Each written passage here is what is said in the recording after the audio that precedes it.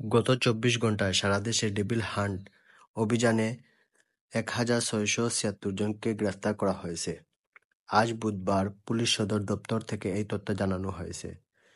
এতে বলা হয়েছে, অপারেশন ডেভিল হান্ট অভিযানে ৫৯১ জনকে গ্রেফতার করা হয়েছে, আর অন্যান্য মামলা ও ওয়ারেন্টের আওতায় গ্রেফতার করা হয়েছে ১,০৯৫ জনকে।